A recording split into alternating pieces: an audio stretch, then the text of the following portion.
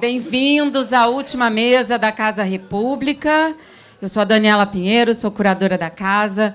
Estou muito feliz com esse resultado dos 3 dias de casa, que a nossa programação ela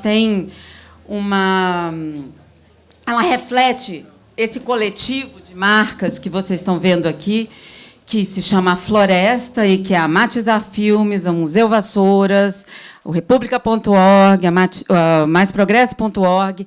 E essa é uma mesa da Matizar Filmes.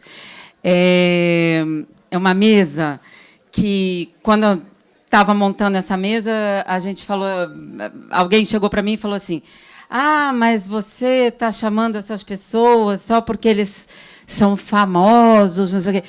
Não, eles trabalham para a Matizar Filmes, estão com projetos com a Matizar Filmes que vão aqui ser ditos, então, e eles também são muito famosos. Então, isso é muito bom. Eu queria chamar a nossa mediadora, Alexandra Maia, gerente de desenvolvimento da Matizar Filmes, poeta que está sempre aqui na Flip, nas noites, nas casas, nas festas, com a sua poesia, ela, Luísa Musnick, e também na Janela, na Livraria Janela, no Rio, quase semanalmente, né, fazendo leituras, e chamar Murilo Hauser, Heitor Lorega e Manuela Dias, os roteiristas do Oscar, e a roteirista, a mulher da Odete Reutemann, das 9. E é uma mesa sobre adaptação, sobre cinema, sobre televisão, sobre narrativas. Essa mesa é muito boa. Então, boa Flip pra gente. Boa noite. É uma alegria imensa ver esse jardim lotado, às 9 da noite, de uma Flip, todo mundo louco já para tomar cachaça, e a gente aqui, muito bom, muito bom. Então, queria agradecer a presença de todos, agradecer a presença do Murilo, do Heitor, da Manuela. E antes, meu nome é Alexandra Maia, eu sou produtora de desenvolvimento da Matizar Filmes, e a Matizar é uma produtora do Rio de Janeiro, que ano passado fez 20 anos, que é uma produtora que, durante esses 20 anos, teve uma pegada mais autoral, fizemos muitos documentários, longas-metragens, e que, desde o ano passado, deu uma guinada para projetos mais abrangentes, querendo alcançar um público maior. E, por conta disso, a gente trouxe criativos para perto muito importantes, né? Além dos 3 que estão aqui, que depois eu vou falar um pouquinho. A gente está trabalhando de novo com Marcelo Gomes, que é um diretor espetacular. A Ingrid Guimarães está começando um projeto com a gente.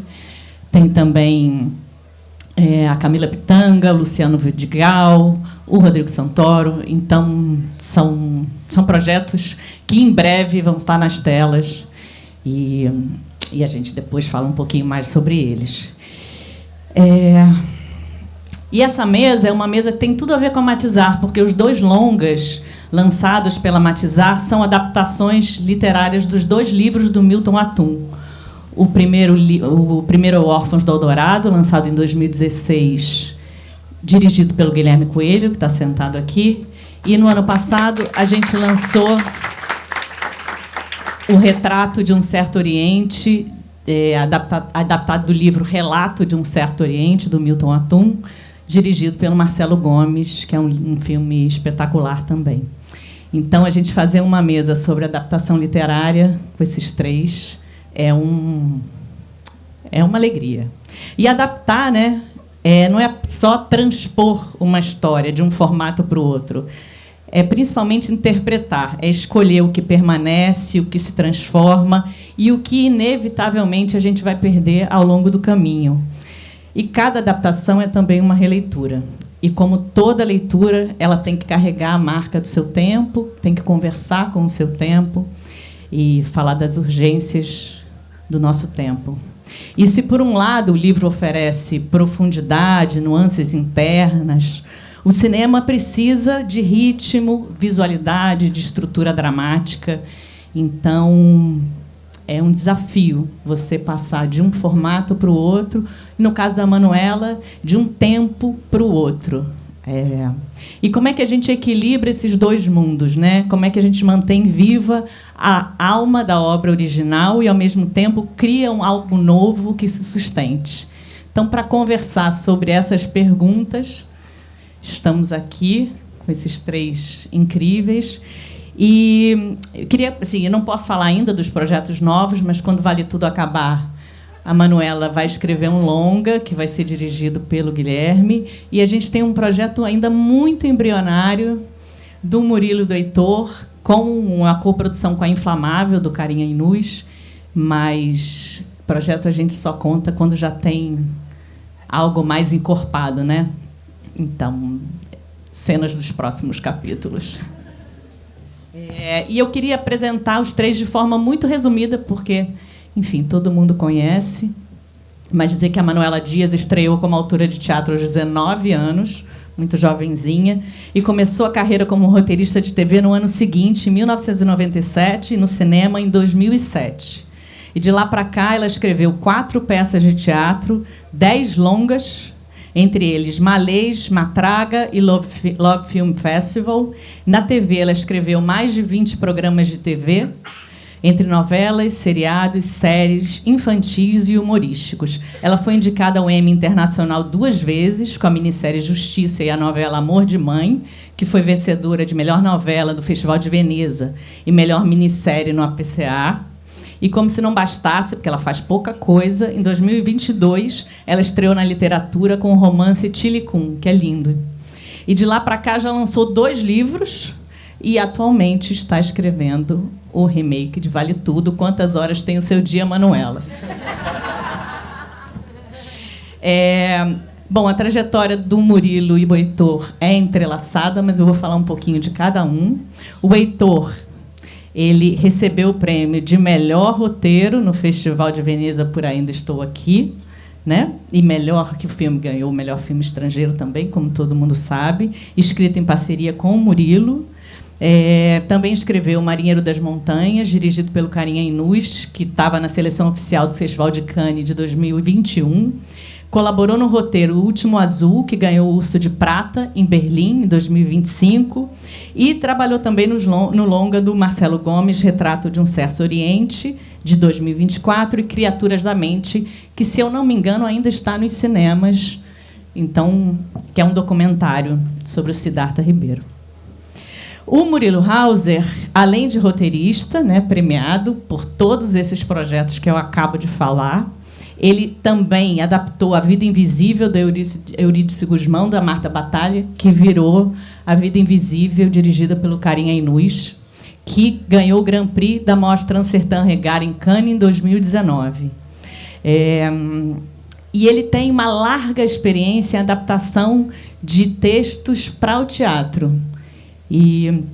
Então, ele fez Avenida Dropsy, baseada na obra de Will Eisner, A Educação Sentimental do Vampiro, a partir dos contos de Dalton Trevisan. Assinou o texto de direção com Philip Rich, da premiada Não Sobre o Amor, a partir do livro de cartas de Viktor Shklovsky. E, ao lado do Babenco, ele dirigiu a Bárbara Paz, que está aqui em algum lugar. Ele dirigiu Hell, que é a adaptação da obra da Lolita Pili. Então, Murilo tem muito a nos dizer sobre as adaptações. Bom, obrigada por vocês estarem aqui com a gente.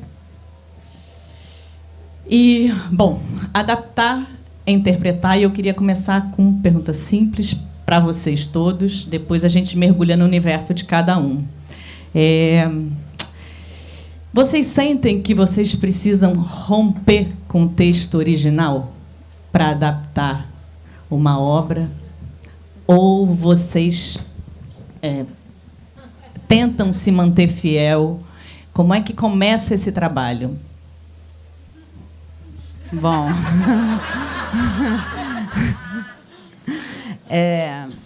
boa noite. Muito obrigada pelo convite, Gui, Matizar, Casa República. Eu estava ali, né, obviamente, nervosa para vir para cá. E pensei, caramba, eu já vi 2 mesas tão maravilhosas aqui, com o Dedé, com a Joana, com a Pi. E fiquei pensando o que está fazendo Pi? O que eu poderia... E o que eu tinha em comum... Tá ruim, né? Com tudo isso que acontece aqui. Com todo esse movimento, né? E aí... Está rolando? Tá. E aí, eu acho que da reforma tributária, como a gente quer ver o Brasil, e ao que eu faço, né, ao que a gente faz, eu acredito que a gente quer construir um mundo melhor. Assim, e isso é fundamental em todas essas escolhas que a gente vai fazer, em tudo, né? O que a gente mexe, o que a gente deixa e o que a gente quer para frente, né? Acho que contar a história é um jeito de pensar o mundo e mudar o mundo ao mesmo tempo, porque a gente vai...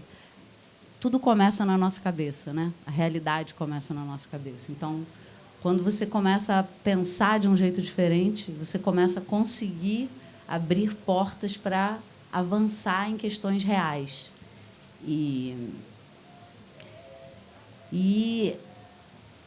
tentando responder a sua pergunta, eu acho que, quando a gente vai adaptar, a gente precisa, primeiro, admirar muito o que a gente vai adaptar.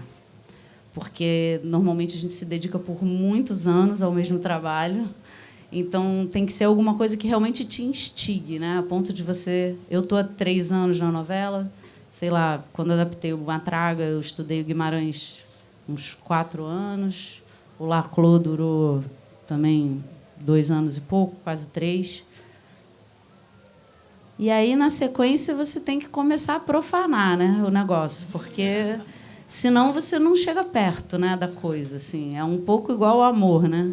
Você precisa amar muito e admirar, mas, na sequência, você tem que conseguir chegar perto da coisa. E isso tem a ver com fazer o nosso trabalho, né? A gente tem que profanar a coisa para modificar ela e transformar, né? Então, acho que é um mix. É uma torada. Obrigado, Alê. Obrigado, Daniela, Gui, todo mundo. Boa noite. Tem uma coisa de adaptar que ela não pode ser a mesma coisa, né? Ela tem que ser outra coisa, tem que ser outra experiência. Apesar de ficar a mesma história, apesar de ficar ali a mesma sensação quando a gente está adaptando um material original, ela tem que ser uma coisa nova, porque o meio que está sendo feito, as ferramentas que estão sendo usadas são outras do que a literatura, ou mesmo na novela também, né? Porque o tempo é outro e a novela tem que normalmente falar com o tempo que a gente está agora, né?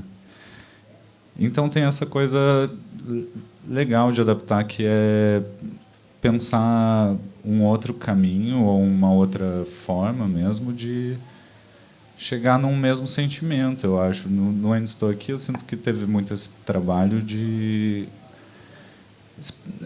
reorganizar a história, pensar muito diferente, distante do livro, mas deixar essa sensação, né? Deixar esse sentimento. E eu acho que a adaptação do filme é um convite para você acessar o material de origem também, né?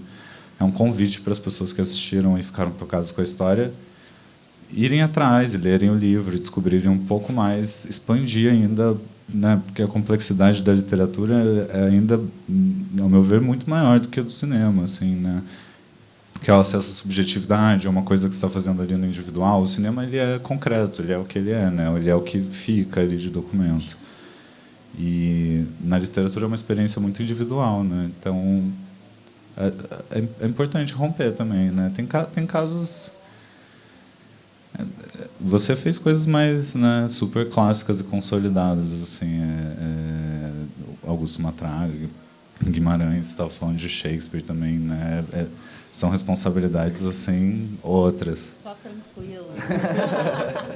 Mas eu achei muito maravilhoso o filme de vocês, igual o mundo todo, e me chamou muita atenção sobre como construir um roteiro sobre a ausência, né?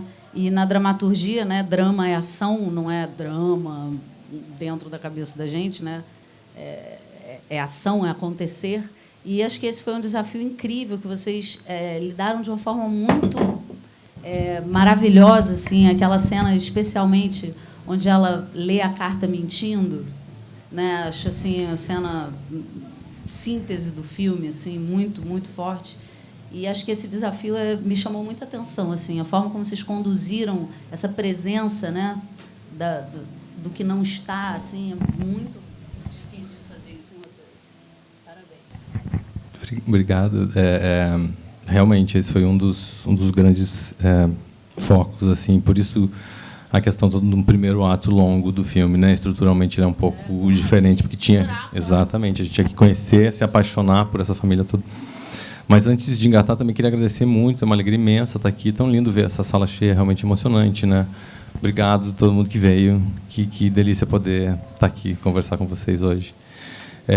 Tem uma coisa da adaptação que a gente sempre fala, que eu acho que, mais do que... A gente fala-se muito de fidelidade, né, de adaptação, que eu não acho que não é tanto uma questão de fidelidade, acho que é uma questão de empatia, sabe? Acho que a gente tem que empatizar com o material de uma maneira, ou com o personagem, ou com o universo, assim, porque eu sinto que o nosso trabalho de escrever filmes, né, audiovisual, é um trabalho muito de empatizar, né, você empatizar internamente, mas também fora, né, esse exercício de imaginar o que o público vai sentir, ou o que o público vai pensar, né, de que maneira construir aquela narrativa na cabeça do público. Então, eu sinto que a gente sempre está um pouco nesse eixo, assim, entre o que está acontecendo na cabeça dos personagens do filme e o que está acontecendo na cabeça das pessoas da plateia, né. Então, é uma ligação um pouco de empatia mesmo.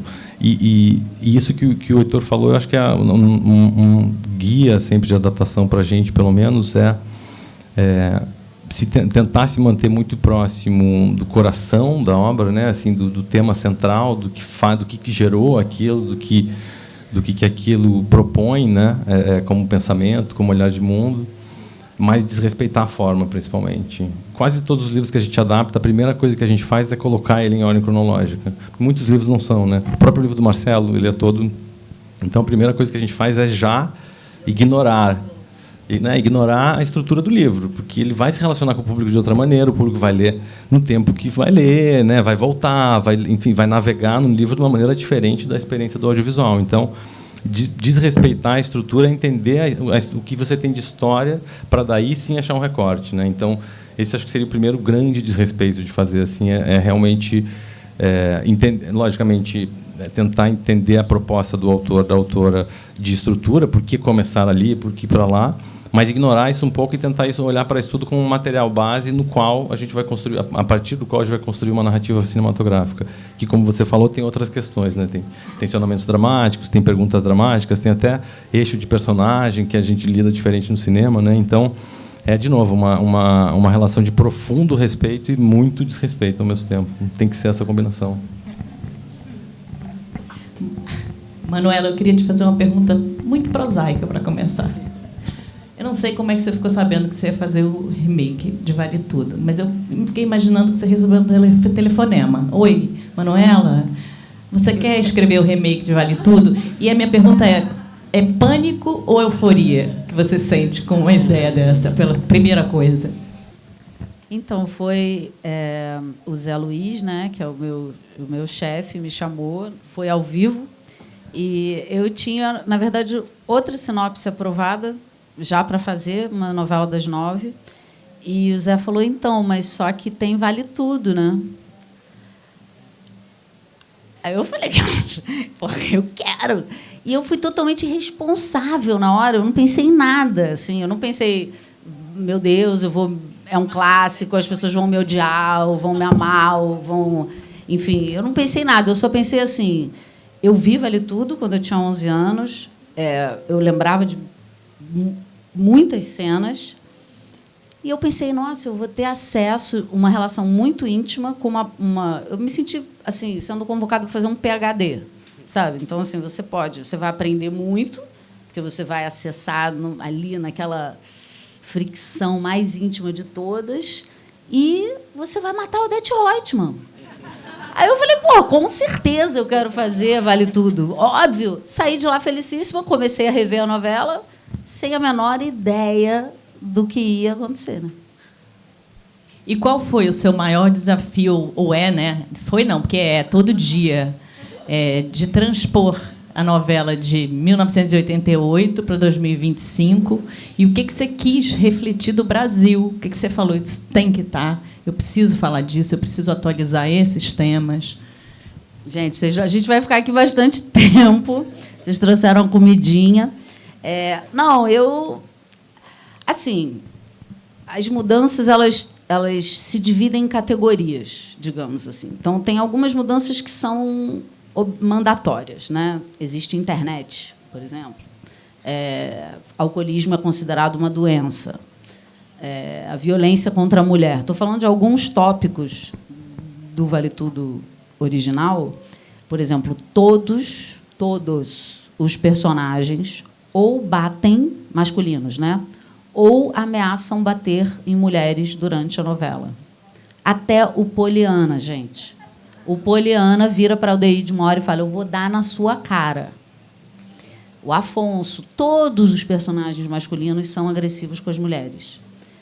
Então, assim, é claro que quando eu fui... E eu tinha 11 anos quando eu vi aquilo tudo, para mim era totalmente normal. Isso é muito louco. Era totalmente normal ver uma novela e ter 2 atores negros, sendo uma funcionária doméstica e o outro um ladrão, que era o Gildo.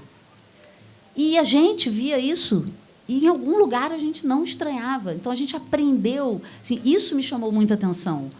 Como a gente foi se instrumentalizando para estranhar os nossos preconceitos estruturais. Como a gente foi crescendo nesse sentido. Acho que, como sociedade, claro, muito a melhorar, muito a crescer, muito a avançar. Mas, assim, muita coisa avançou. Hoje em dia, não pode bater na mulher assim, né? Claro, nunca pôde, mas, realmente, sim, existe uma lei, né? Existe um laudo científico que fala: não, ela não é uma pinguça que quer encher a cara, ela é uma doente. Tanto que, assim, como é difícil para a gente, né? Assim, como é difícil a Heleninha. Porque a Heleninha de 88 a gente curtia, queria que tocasse um mambo e ela dançasse e enchesse a cara. Tipo assim, a gente não estava... Sabe? A gente ficava meio torcendo para ela beber, na verdade, né? E, hoje em dia, a gente tem constrangimento de torcer para a Paola beber, porque você fala, cara... Então, muita coisa mudou. Aí tem as mudanças eletivas, né?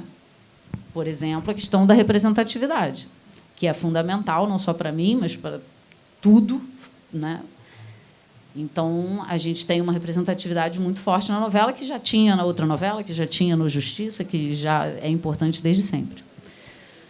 E tem as mudanças, que é porque eu quero.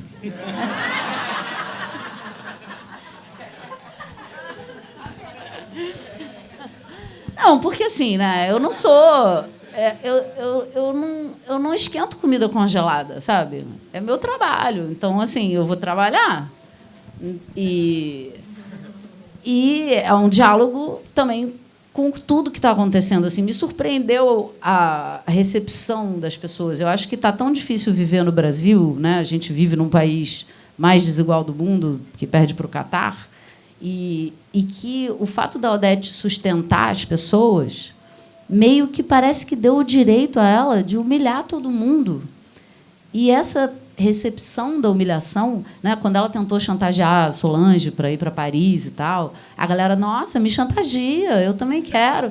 Tipo assim, e que, no fundo, é uma troca da sua identidade por dinheiro, né, de alguma forma. Então, isso me surpreendeu. É claro, maravilhosa. Assim, que bom, né, que a gente se surpreende ainda na vida. E eu falei, cara, as pessoas, como que eu faço para elas odiarem a Odete? Por que elas estão amando essa...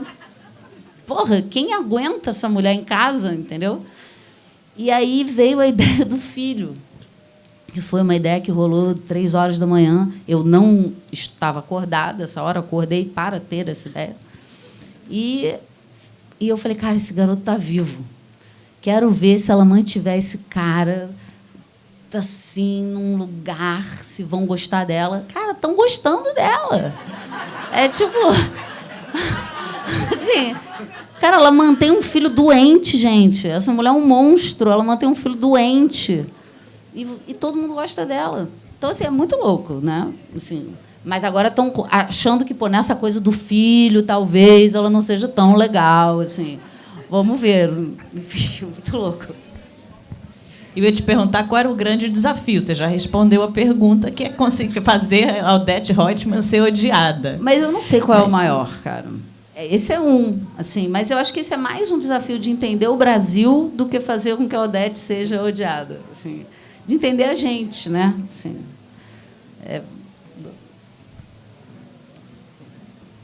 Entender o Brasil, exatamente. Só esse pequeno coisinho.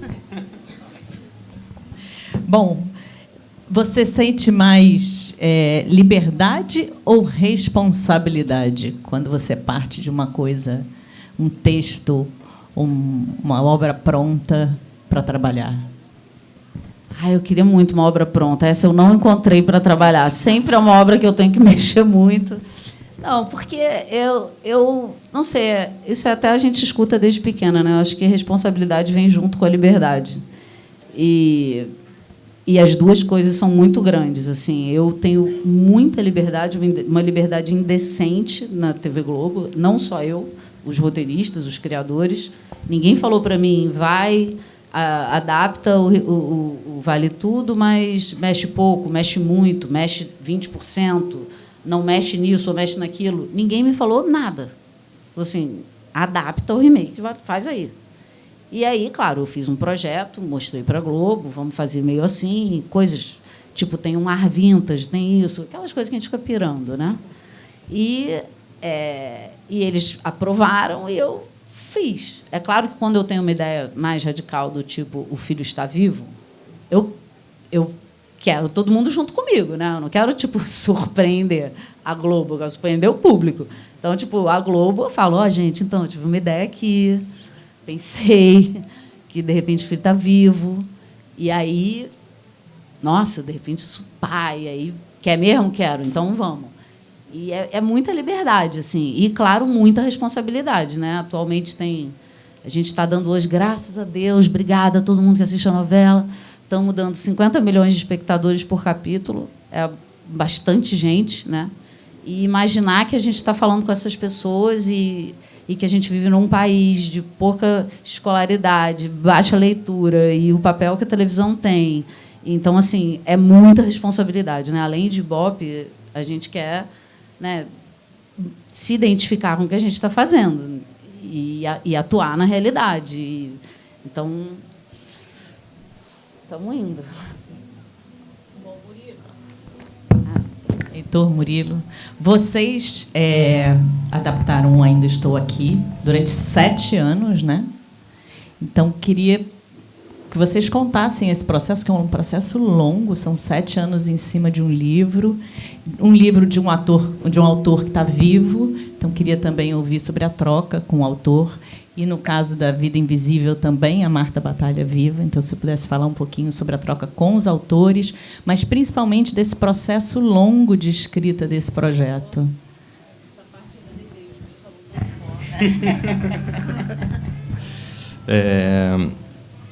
O Ainda Estou Aqui foi um processo muito lindo de adaptação, até porque um pouco isso que a Manuela estava falando também, né? A gente é um pouco atravessado assim pela realidade, pelo que vai acontecendo, né? Então a gente não faz o filme numa bolha desconectada, né, da realidade. E durante Onde Estou Aqui teve pandemia, teve desgoverno, né? Então assim realmente teve momentos que parecia que esse filme nunca ia acontecer, que a gente nunca ia conseguir filmar, não ia ter condições de abrir set na rua, que não ia ter condições de falar desses assuntos. Então, mas o bonito nesse caso específico, que é uma coisa que não acontece sempre em processo de desenvolvimento, é que a gente conseguiu manter o desenvolvimento vivo durante todo esse processo. Então, não é aquele projeto que vai para a gaveta e volta para a gaveta e vai para a gaveta. Ele segue. Então, essa longevidade do desenvolvimento que permite a sensação de liberdade, né? Respondendo um pouco o que você perguntou para ela antes. Ou seja, a chance de você poder ir para lá, experimentar e falar, opa, não é aqui, vamos para cá. Né? Você não tem que sair e já mirar e acertar. Sim. Sim. Vocês iam mostrando para o Marcelo Rubens Paiva? A gente tinha uma troca com o Walter, especificamente, direto, e quando a gente chegava em algum ponto que a gente achava que era legal trazer o Marcelo lia, a gente conversava, ele sempre teve muito disponível, o Marcelo, a conversa toda começou com o Marcelo, Walter e eu fomos na casa do Marcelo passar o dia, assim, conversar sobre o livro, conversar sobre o que cada irmão ouvia, como é que era, que quarto dormia cada um, quais eram as brigas do dia a dia, como se dava essa dinâmica da casa. E esse grupo de, digamos, consultores, colaboradores do roteiro foi crescendo com todos os Paiva, né? A Veroca, depois a Ana Lu, as irmãs começaram a conversar com a gente também, trazer suas versões da história. E daí a gente entra numa coisa super interessante nesse caso de especificamente de adaptação, que chegavam as irmãs do Marcelo e falavam: essa história não foi assim como o Marcelo disse, foi assado. E chegava outra irmã e falava: não tem nada a ver, eu lembro exatamente esse dia, foi assim. Então era legal porque a sensação de que a gente estava lidando com a matéria-prima é a memória, mais do que o livro. A gente sempre fala, o livro foi um pouco um convite para entrar nessa casa, conhecer essa família, conhecer, obviamente, a Eunice, se apaixonar por Eunice. Mas, a partir daí, a gente foi realmente achando que filme sairia daí, e isso foi muito colaborativamente com muita gente que estudou com a Eunice, que trabalhou com a Eunice. Então, a gente foi, aos poucos, construindo essa Eunice para, daí, sim, estruturar o filme em volta dela, que é um pouco diferente de como o livro é estruturado, né? Então, foi um processo contínuo, sabe, de camada, muita pesquisa de época, logicamente, muita pesquisa de cronologia, de fatos ligados diretamente a eles ou que atravessavam a história. Então, foi um desenvolvimento ímpar e muito, muito lindo, assim, muito emocionante, muito importante, eu acho, para conseguir fazer esse filme.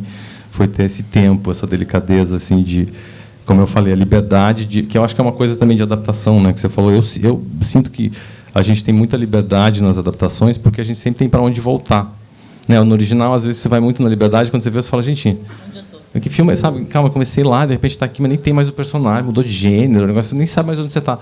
A adaptação, você sempre pode voltar e falar: calma, a gente estava saindo daqui. Então, o que nos fez sair daqui? Opa, a gente começa de novo a trilhar, né? Quase aquela coisa do caminho de pão, assim, né? Você sempre pode voltar, achar a base de novo e seguir. Então, acho que tem muita liberdade em adaptação, sim. E a gente teve esse privilégio de trabalhar com o Walter, que ele é um explorador, assim mesmo, né? Ele sempre deu a liberdade da gente de buscar a história onde fosse, assim, e sempre embarcava com a gente de procurar o que acontecia e procurar a estrutura dessa história junto mesmo. E acho que até mais porque o Marcelo leu algumas versões do roteiro aí pelo tempo, então ele sabia mais do que se tratava, assim, mas quando o resto da família, aqui o Chico está aqui, a mãe dele, as tias dele foram ler o roteiro, aí que a gente ficou nervoso, né? Que aí foi tipo: não, agora eles estão se vendo, eles estão se vendo como personagem. Como a gente vê eles. Como que a gente juntou de todos os papos que a gente teve, de tudo que foi acontecendo.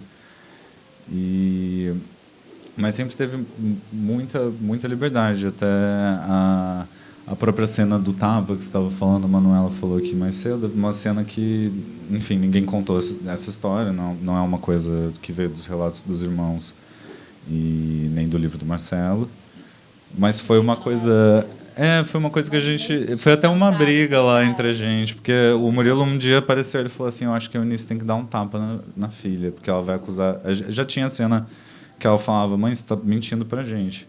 E o Murilo falou: acho que ela tem que dar um tapa na filha nessa hora. Eu falei: não, de jeito nenhum. Imagina que a gente vai fazer isso com a Eliana. Tipo. E foi um momento ali. Acabou que o Murilo foi melhor na argumentação e acabou ficando. Mas sempre tem muita liberdade. Eu acho que isso que é bonito, né? Porque é uma coisa do livro, do material original, que vai puxando o fio, e daí todo o processo de pesquisa. A gente foi fazendo uma pesquisa muito intensa, junto com a Júlia, a pesquisadora que ajudou a gente, sobre a atuação indigenista da Eunice, né? Porque mesmo isso era uma coisa... Essa coisa de família, às vezes, a gente não entende direito, que também os pormenores do trabalho das pessoas da nossa família. E ninguém sabia contar direito para a gente, assim, o que exatamente de prático a Eunice fazia. Então, a gente começou a buscar isso e não tinha muito registro mesmo. A gente teve que buscar... Porque tem essa questão, os arquivos de ações indigenistas, várias instituições incríveis que a gente tem hoje que juntam muito desse material e arquivam e documentam, eles são muito regionais, né? E a Eunice trabalhou no Xingu, trabalhou no Acre, trabalhou em Rondônia, então ela teve em vários lugares, a gente teve que ir juntando pedacinhos de diferentes acervos para criar um panorama para entender assim tudo que ela fazia, que acabou se tornando uma única cena dela dando uma aula, e foi super bonito no dia da filmagem, que a gente tinha falado, já tinha entrevistado a Manuela Carneiro da Cunha, que atuou próximo dela, e ela foi na filmagem, então ela ajudou a gente, ela viu o texto que a gente tinha proposto, ela estava lá também, ajudou a gente a esculpir assim, o texto de forma que ficasse conciso e que o pessoal entendesse exatamente o que a Eunice fazia, em que parte do direito indigenista ela estava atuando. Então, muita liberdade, muita colaboração mesmo. Né? Cara, muita que louco, junto. né? Uma mulher que passa tantos anos reconstituindo os passos do marido e os passos dela estavam perdidos, né? E vocês reconstituíram.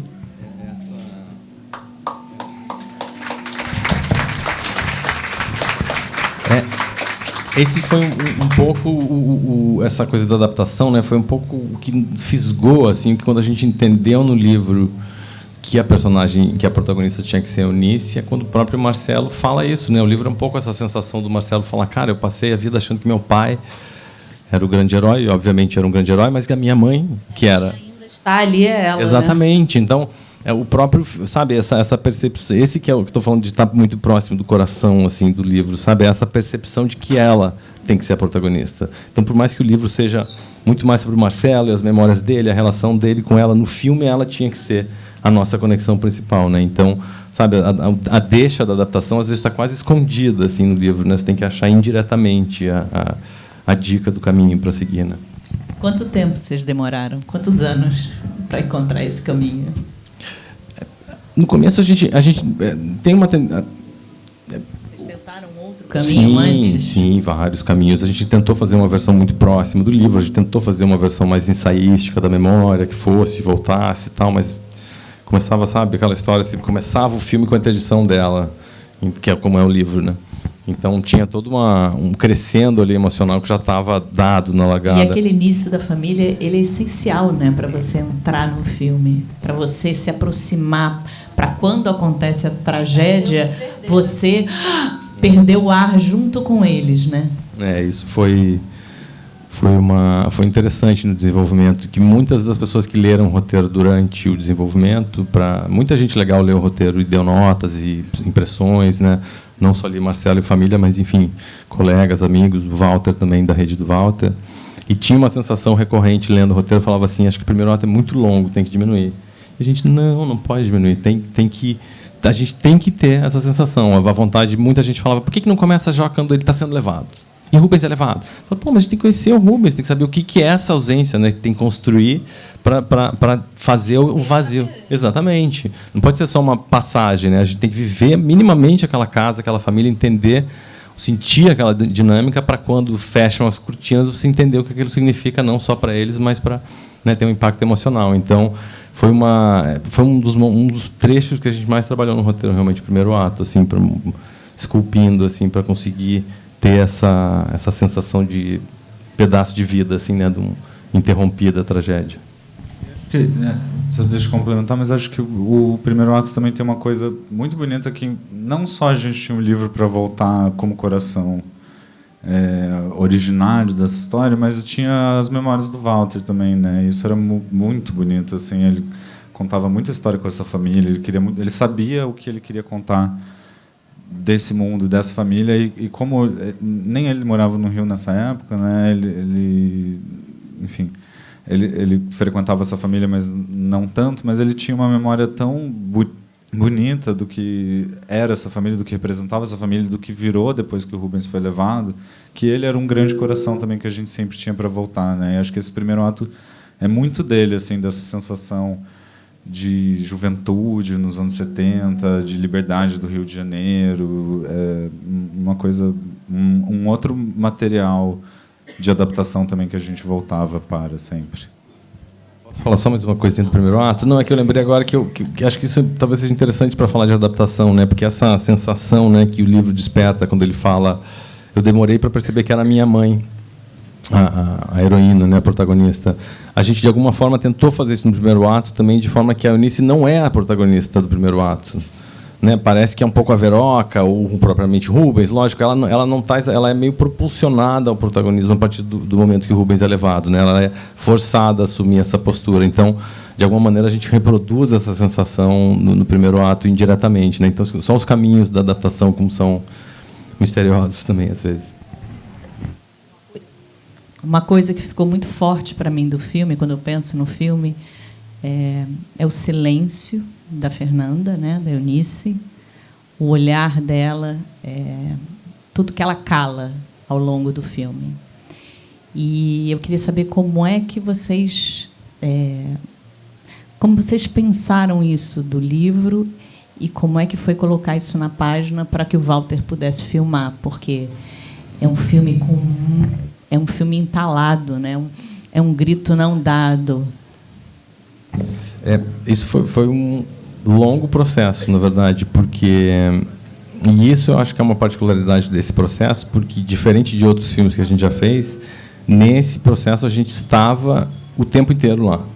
Então, desde as leituras técnicas, dos ensaios, no set, na ilha de edição, a gente acompanhou o processo inteiro até fechar o filme. E isso nos ajudou muito a poder criar os silêncios também. Entende? Então, eles estavam desenhados, indicados na página, mas é ali na gravação e na edição, especialmente, que eles surgem mais, né? Que você fala. A gente ficou todos os dias no set, do começo ao fim, da leitura técnica e dos ensaios. Então, isso... Pré e pós, né? E pós, montagem, todo o processo, que foi uma maravilha, realmente. Foi muito lindo poder trabalhar um pouco como o teatro, como eu venho muito do teatro, a sensação de você estar ali junto criando aquilo. Aparece alguma coisa, a gente incorpora aquilo. Alguém sugira um negócio, vamos experimentar. Então, e isso foi possibilitando. Então, quando a gente viu uma cena sendo filmada, deu para entender nessa cena já aquele negócio que tem naquela próxima, vamos cortar aquilo. Então, a gente ia cortando coisas conforme a gente ia filmando, que a gente ia percebendo, essa relação já se estabeleceu, a gente entendeu que não precisa falar lá de novo. Então, estar presente no set e na ilha ajudou a gente a ir mais perto ainda desse silêncio, que era um desejo do Walter desde o começo, uma vontade dele de fazer um filme que a gente pudesse falar muito no silêncio, né? Ele sempre pedia cenas não verbais para a gente. Então, um exercício muito lindo, né? Fazer essa provocação, assim, porque esse é o cinema, né? O cinema no seu... A gente está falando aqui de adaptação, né? Isso é o que a literatura não tem, né? Exatamente essas cenas silenciosas que você olha para o rosto daquela mulher e você... vai, né, na cena da lanchonete, lá depois que ela recebe a notícia, que ninguém fala muito nada, e a Eunice olha ali em volta e você fala, caramba, a cabeça dessa mulher tá... Então, essa maravilha do cinema, né, da gente poder olhar sem ninguém falar muita coisa, 2 olhares, e você preenche aquilo emocionalmente. Então, foi um processo longo. Não sei se eu respondi muito, mas os silêncios chegaram... E tinha cena que já era no roteiro silenciosa, tinha cena que a gente foi descobrindo durante a filmagem que tinha que ser silenciosa, e um pouco na sensação de teatro mesmo. Acho que até a entrada da Daniela Thomas no filme como produtora, ela estava muito próxima da gente, então a gente estava sempre... E todo dia a gente estava reescrevendo muita coisa, porque a gente acompanhava, então a gente fazia no final da diária uma reunião com a Daniela e com o Walter para entender o que a gente tinha filmado, o que a gente podia reescrever para o dia seguinte. E sempre esse processo de metamorfose do texto mesmo, não era uma coisa assim, não, tem que ser esse texto, está pronto, enfim, assim, né? O processo foi dando muitas indicações de caminho que foram sendo assimiladas, e principalmente na coisa do silêncio, né? Isso, muitas cenas que... Teve uma cena até que uma cena ali um pouco antes da despedida do Rio de Janeiro, que a Eunice pega a filha no mar antes deles irem embora do Rio, e a cena foi uma das cenas que a gente mais reescreveu, né? Tinha um diálogo ali, ela nem era na praia inicialmente, ela era na casa, então foi uma cena que a gente pensou muito, reescreveu muito, e a gente não achava direito, tinha uma coisa que ela tinha que confrontar a mãe, não sei o quê, e só assim, na semana da filmagem que a gente falou, não, acho que essa cena tem que ser silenciosa mesmo, acho que ela está na praia, está no mar, e a mãe vir buscá-la já diz tudo que a gente precisa, a gente sabe que ela não quer se mudar, ela já falou isso na cena anterior, então foi um processo de descobrindo esses silêncios também. Não, só que você falou, né, que ela falou na cena anterior, então o silêncio é uma coisa que você constrói em volta, né?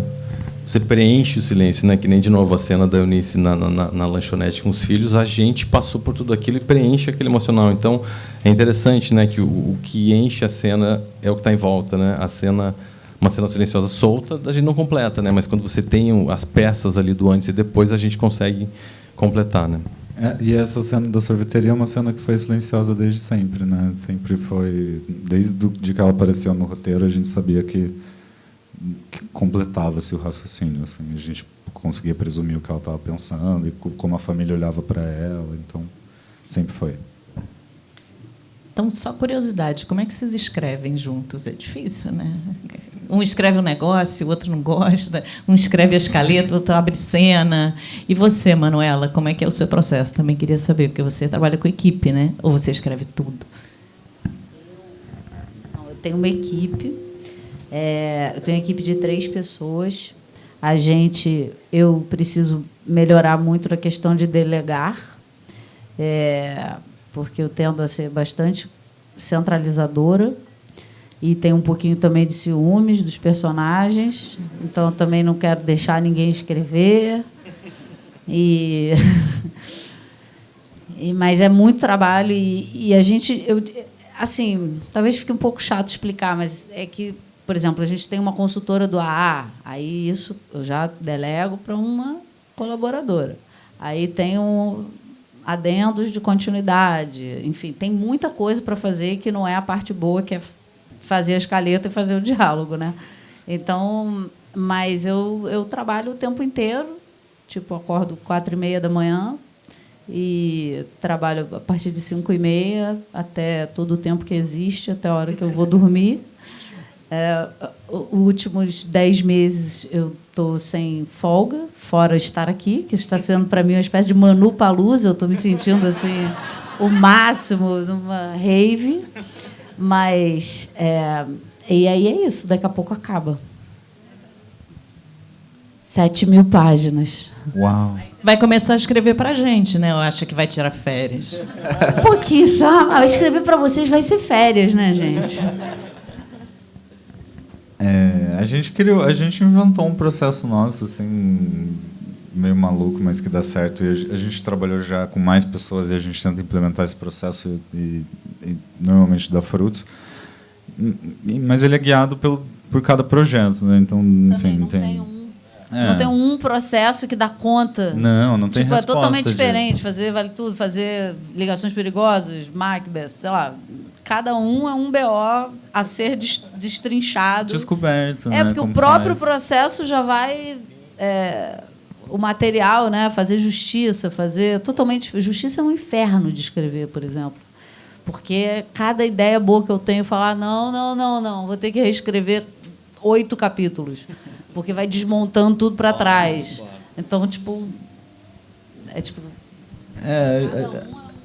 a gente normalmente trabalha com uma teoria de roteiro que é de 8 sequências. Então, a gente começa, enfim, faz sinopse, pensa junto um pouco o desenho geral. Não conheço a teoria das 8 sequências? Não, a gente dividiu... Vocês inventaram ou ela existe? Não, uma teoria que existe. É um jeito, né? Tem vários. Tem mil jeitos, 1000 teorias de roteiro. Mas... Deixa eu fazer só um mini... A teoria das 8 sequências, a princípio, vem do 35mm, porque tinha que trocar os rolos de cinema, né? E aí, por isso dava 8 sequências. Então, davam 8 rolos de mais ou menos 20 minutos. E daí, para esse troca... Só se a pessoa fizer plano de sequência. Não. A sequência não. A sequência no sentido de um grupo de cenas, né? Não de uma plano de sequência. Então, são 8 momentos, sabe? Um primeiro ato dividido em 2 blocos, o segundo ato dividido em 4 blocos. Então, vai quebrando um pouco o corpo inteiro do filme em sequências menores, né? Em vez de escrever o troço inteiro, você vai escrevendo... por exemplo, no Onde Estou Aqui, digamos, a sequência até que...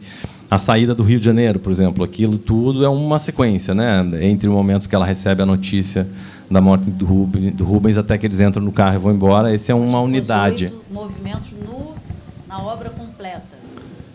8... É um pouco, assim, eles fazem um gráfico entre si. Sou péssima disso, tá, gente? Péssima de todas as teorias. Eu leio, depois já discordo de todas as teorias. Eu acredito mesmo no Joseph Campbell. Então, se alguém quiser, tiver algum roteirista aqui que queira ser roteirista, quem eu recomendo que leia mesmo é o Joseph Campbell, porque isso aí sabe tudo. Mas ele não explica as coisas assim, né? Explica mais... A gente faz muito... A gente adora o processo... quase artesanal, criativo, assim, do começo do processo. A gente usa muito quadro branco. A gente tem um quadro branco gigantesco, assim, que a gente mesmo fez, assim, né? A gente comprou uma base, fez um quadro, assim, longuíssimo para fazer uma linha do tempo enorme. Mais de 2 metros tem, né? E a gente fica fazendo quadro, fica fazendo cartolina, né? Faz nuvem de palavras, faz um monte de coisa, assim. Fica desenhando sinopse, pensando, quebrando a cabeça. Escaleta também a gente faz super junto, assim, cena a cena, vai dessa cena para a próxima cena, o que essa cena significa. E aí, na hora de escrever mesmo, a gente... Normalmente depende do projeto. Daí, às vezes, a gente quebra ou por sequência, Murilo pega a primeira e a segunda, eu pego a terceira e quarta, ou primeira e segunda, ou, enfim... A gente vai achando um jeito ali que faz sentido, um pouco pelas afinidades. Mas aí tem um que faz a redação final? Não, então, daí a gente faz isso, cada um levanta, daí a gente faz... Porque o processo de escrita, né, é muita reescrita, né? Então a gente reescreve o do outro. Daí depois a gente levanta um e daí a gente reescreve o do outro. Caralho, muito desapego. Eu queria muito ver. Desapego. Então a gente reescreve do outro, vai olhando os problemas, daí cada um apresenta uma versão reescrita a partir, em cima da escrita do outro, um para o outro. E daí a gente junta e lê junto e faz essa redação final junto. Daí a gente vai lendo em voz alta, trocando diálogo e revisando até ir lapidando. Então a primeira versão que a gente entrega é já uma V3, assim. Porque tem essa vantagem da gente poder ler em voz alta, né? Que eu não sei quanto você aprecia ler o roteiro em voz alta ou ouvir, mas a gente é totalmente viciado nisso, assim, porque você fica ali escrevendo, daí uma hora que você não aguenta mais, daí você ouve. Uma vez ouvir. Gente, a gente está se encaminhando para o final. Vai ter perguntas da plateia. Quem quiser pode levantar Vocês a mão. estão curtindo, galera? Valeu a pena? Mas eu queria fazer só arrasar, duas tá? perguntas agora, antes de passar a bola para vocês. Manu, seus próximos projetos, fora o nosso, que você não pode contar, se você quiser contar alguma coisa. E Murilo e Heitor vão dirigir, né? Que eu soube. Vocês podem falar alguma coisa sobre o projeto de vocês ou é segredo? Não sei, acho que é que nem o nosso. Cara, eu não tenho muita surpresa. Vou fazer outra novela, né, gente? Vou ter agora aí umas fériasinhas, onde eu devo fazer o nosso filme, né, Gui? E fazer outra novela, né? Então aquela que eu não fiz lá, que estava aprovada, provavelmente. Mas aí também já mudei a minha própria novela. Você vê que as pessoas não podem nem reclamar que eu mudo a novela do Gilberto, porque eu mudo a minha mesma. Já entreguei uma sinopse, já avisei, mudou tudo aquela sinopse, já não é mais naquele lugar, já mudou tudo. Mas isso é legal de como um projeto influencia o outro, né? Você não, depois de fazer Vale Tudo, você já tinha esse projeto, não influenciou um pouco o projeto que você já tinha anteriormente? Eu não sei se foi Vale Tudo. Eu acho que teve uma música. O que te inspira, Manuela? Uma música? Cara, vai tudo, dar numa gente, novela? Tudo me inspira. É tipo, tudo me inspira. Eu acho o mundo uma maravilha, assim. Eu saio andando, tudo me inspira. Uma comida crocante, encontrar vocês, estar aqui, sei lá, tudo. A minha filha, sei lá, tudo. Amor de Mãe nasceu muito de quando eu virei mãe, né? Eu tinha entregue uma outra sinopse. E aí, quando a minha filha nasceu, eu falei, esquece aquela, Silvio. Eu trouxe outra. E aí, fiz Amor de Mãe. Então, não sei, é muito... Tudo, né? Muito inspirador, assim. Eu acho que é um pouco um jeito de estar no mundo, né? Assim, tem uma passagem bonita de uma entrevista do Sartre com a Simone, que ele vira para ela assim, e fala... aí eles foram casados a vida toda, tá? Eles casaram quando ela tinha 19 anos, foram casados até morrer, uma história incrível de amor e de 2 gênios e tudo mais. E aí ele pergunta para ela, você falou para mim que você queria ser escritora, e aí você é escritora, e aí? O que mudou? E aí ela fala, agora eu posso eternizar as pessoas, eu posso criar coisas que vão... né, que existem, mas que vão passar por mim, assim... E eu acho que tem uma coisa muito cardíaca, assim, você falou sobre empatia, e eu me preocupo muito pouco em convencer as pessoas, né? Quando eu estou escrevendo, de qualquer coisa, não quero convencer ninguém. Mas eu me preocupo em emocionar as pessoas. E eu acho que nunca teve uma cena assim que eu, falando como quem escreve, né? Falando, eu às vezes escrevo chorando, depende da cena, né? Outro dia eu estava chorando 7h30, que a minha filha acordou, eu falei: o que aconteceu, mãe? Eu falei: o Afonso está com câncer, filha. E eu acho que nunca teve uma cena assim que eu tenha emocionado alguém vendo que eu não tenha me emocionado escrevendo. Então, essa linha do meu coração, que passa por 200 pessoas e por todo aquele aparato, e, de repente, atinge o coração de outra pessoa, assim, isso é muito mágico, né? É muito emocionante, assim. E rir também, né? Não precisa só chorar, pode ser rir, pode ser qualquer coisa, ter uma ideia, enfim. É demais, né? É muito bom, recomendo. Como você disse que gosta de eternizar as pessoas, a gente espera uma cena como essa em Vale Tudo, na sua próxima novela. E é lógico que eu não vou deixar essa bola quicando antes de passar as perguntas para vocês. Provavelmente você não vai querer dizer, mas eu preciso perguntar: quem vai matar a Odete Roitman? Gente, até minha filha me pergunta isso. Minha filha tem 9 anos. Ela fala: ai, mãe, fala só para mim. Eu falo: não posso, meu amor. Não posso. Eu não falo alto, gente. Eu sei já. Só você sabe esse segredo? Só ninguém eu. Mais? Não contei nem, obviamente. Seu terapeuta sabe? Não, terapeuta, nem pensar. Nem o Zé Luiz sabe, ninguém sabe. Não, mas assim, depois que ela morrer, ainda vai acontecer muitas coisas, porque eu vou enganar vocês várias vezes. E, assim, se eu conseguir, né? Porque o vazamento tá punk, né? Então, vamos ver. Acho que a gente vai gravar 5 versões de Odete, vai ter que editar 5 versões. Eu não sei como a gente... Eu acho que eu vou com o Paulinho lá para a emissora para apertar o botão da versão que vai valer. Não sei o que eu vou fazer. Mas spoiler também não estraga tanto, né? A gente sabe de tudo e continua querendo Quer ver como, né? Só. Já sabe que aquele amor vai micar, mas você se apaixona. Você já...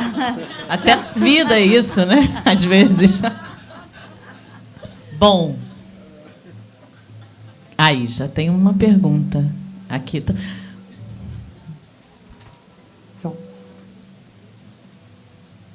Oi.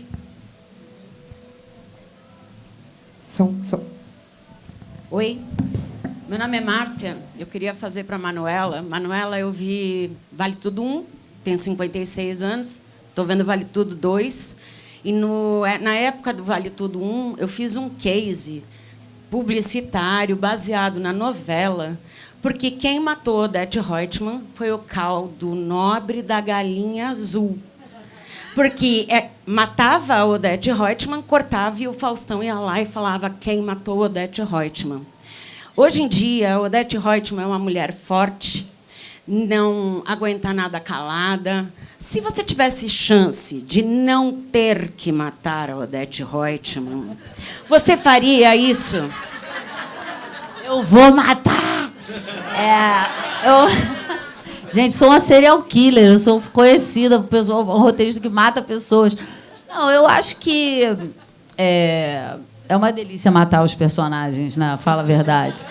Mas que curioso, né? Você sabe que eu estava te ouvindo, eu achei que você ia falar disso. Sabe que o Chico Mendes, olha que loucura o que é Vale Tudo, gente. O Chico Mendes, ele foi assassinado durante a noite da revelação de quem matou a Odete Roitman.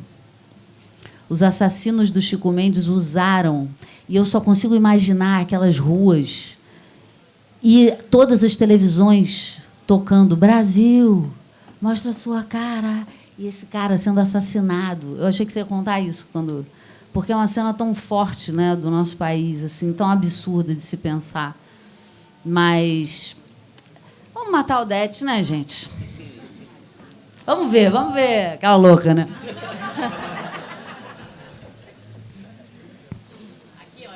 Se eu não matar, vocês vão ficar decepcionados. Se eu matar, vocês vão ficar decepcionados. Então, assim, não tenho saída. Som. Tem que Olá, matar, boa eu tô noite. ouvindo aqui. Tem que matar, gente, tem que matar. Boa noite, gente. A gente está na festa literária, né? Então a minha pergunta é: quando vocês estão lendo um texto literário, estão lendo literatura, tem algum elemento nesses textos que salta da página para vocês e vocês pensam, isso pede uma dramaturgia? Isso pede o corpo de um ator, a boca de um ator? Tem alguma coisa em comum com esses textos quando vocês vão adaptar?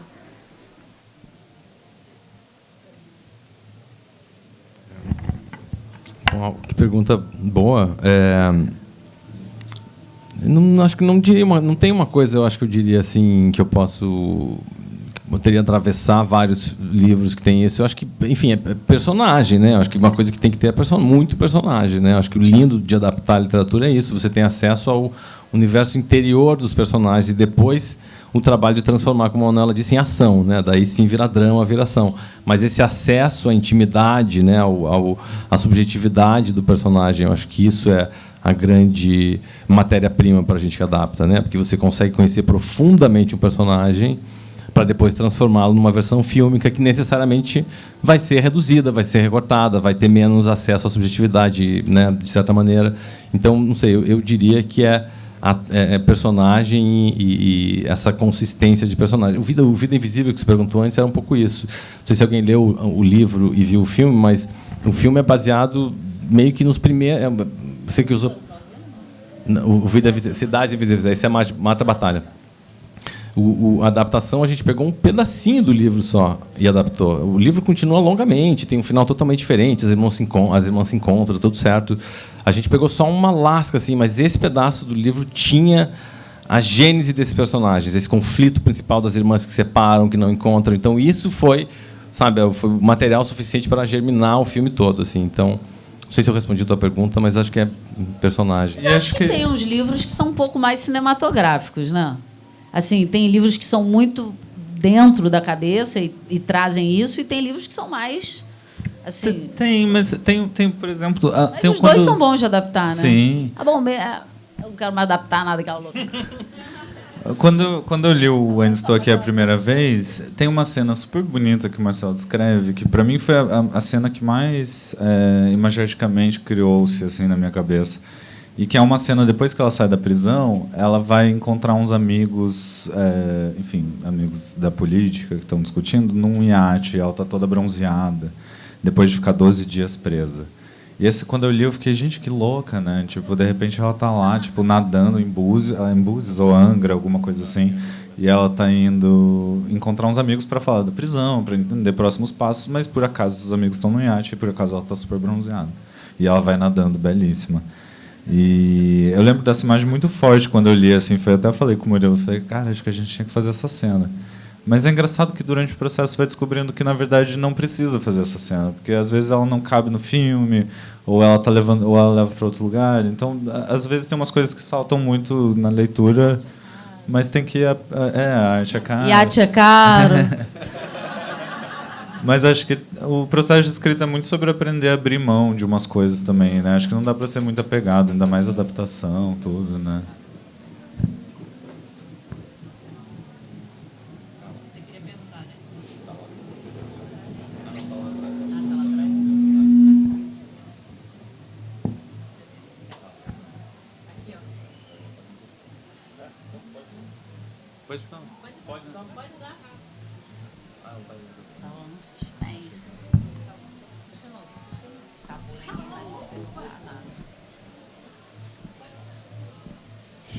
Ninguém quer mais perguntar nada. Eu quero. O pessoal levantou a mão lá atrás primeiro.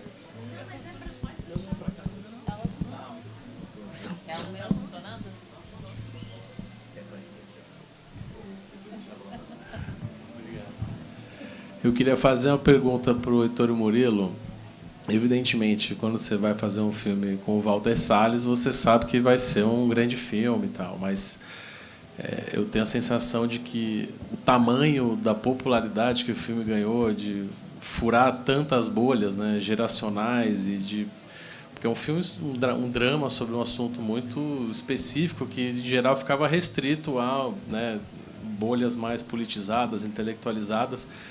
E se, assim, como é que foi para vocês lidar com esse crescimento, né, da popularidade do filme, essa bola de neve que culminou com a explosão de alegria no meio do Carnaval e o Oscar? Se no processo de criação vocês faziam alguma reflexão de não, peraí, vamos deixar isso aqui de um jeito que seja mais acessível, não, isso aqui já está muito complexo, vamos dar uma enxugada e deixar uma coisa mais, enfim, emocional, assim, familiar, ou se não, vocês fizeram um filme mesmo, pensando em ser um filme, enfim, inteligente, cult, do Walter Salles, e aí depois você... E como é que foi esse crescimento para vocês? Como é que vocês foram se dando conta de que o filme estava ganhando cada vez mais proporção, cada vez mais gente falando sobre, enfim, furando cada vez mais bolhas? Não, obviamente que não tinha a menor ideia, obviamente que não. A gente já estava muito feliz de poder fazer esse filme, na verdade. Eu sei que parece um pouco assim, mas é verdade, realmente, assim. Foi um processo tão lindo de desenvolvimento, a gente ficou tão apaixonado pela Eunice, foi muito louco, parecia que a sua avó morava lá em casa, sabe? Porque a Eunice, a gente falava da Eunice o tempo inteiro, a gente descobria coisa da Eunice, falava, meu Deus, achou um parecer que ela escreveu, vamos ler o parecer dela, ver o que ela falou. Sabe, ela foi assim, e a gente falava, cara, não é possível, as pessoas têm que ser apaixonadas pela Eunice também, não é possível, sabe? A gente era totalmente louco. Então, de fato, só poder filmar com o Walter, filmar com a Nanda, só essa parte já estava assim, uau, incrível. Quando a estreia em Veneza que marcou um pouco essa virada, assim, né? Quando porque até então a gente tinha visto só com equipe, cenas, né? Sessões muito pequenas, a gente não conseguia entender ainda muito como que o filme, se ele conseguia falar, né, com outros públicos e principalmente um público fora que não tinha, né? Você fala Geisel, você fala não sei o quê, as pessoas não têm a menor ideia. Então ali que foi um pouco essa virada, quando a gente começou a perceber que ele tocava outros, né? Ultrapassava essa bolha, como você falou. Mas eu acho que isso é muito ligado, sim, a esse emocional, assim, a vontade de fazer um filme que fosse pelo eixo íntimo da família, né, que fosse muito ligado emocionalmente nessa trajetória de Eunice. Mais do que tentar contar toda essa história ou dar conta de todos os fatos que envolvem essa história, foi um pouco o que o Heitor falou. Eu acho muito legal que várias pessoas que viram o filme não tinham lido o livro e depois leem o livro, adoram. Porque uma coisa complementa a outra, né? O livro traz muito mais coisas sobre o caso, sobre a execução do Rubens. Então, essa ideia de que o filme é um convite também para ir atrás e saber ainda mais, acho que é muito mais potente do que tentar fazer um filme que conta tudo, né? É o filme que você sai e fala, cara, como assim?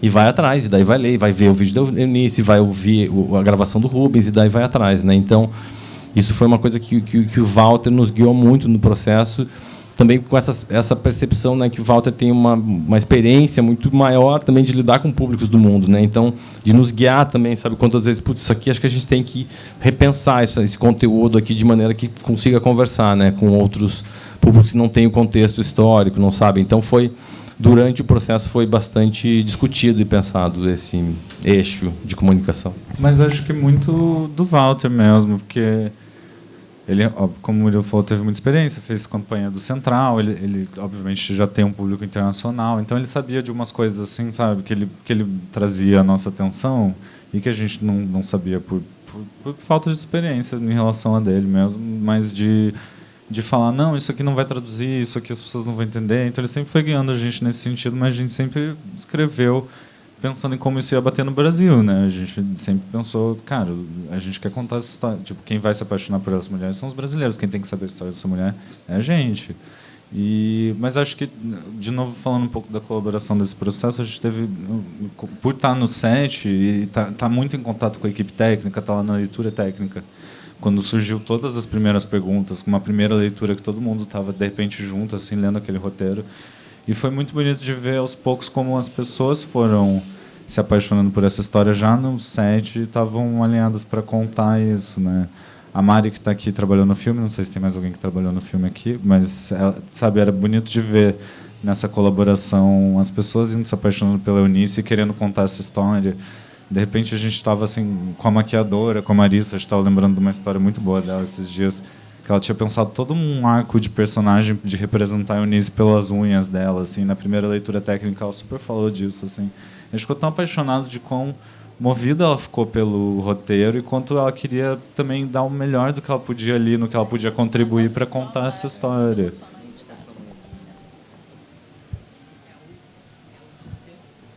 Alô? Oi, boa noite. É uma pergunta para todos. eu queria saber o quanto, quando vocês adaptam um texto que é uma obra fechada, em que vocês já sabem o começo, o meio e o fim, o quanto o papel dos atores ajuda ou não nessa coautoria da adaptação, né? A Manuela falou muito do quanto o Brasil está apaixonado pela Odete, mas o quanto a Odete está sendo encarnada pela Débora, né? E o quanto a Eunice foi encarnada pela Fernanda Torres. Então, a Manuela está vendo a Débora atuando e escrevendo novas cenas para ela, e o quanto vocês que estavam ali em cena vendo a Fernanda Torres fazer o papel que ela fez, digno do Oscar e do Globo de Ouro, e o quanto isso impactou e fez mudar alguma coisa do texto da adaptação. No nosso caso mudou bastante, assim, bastante não, mas mudou.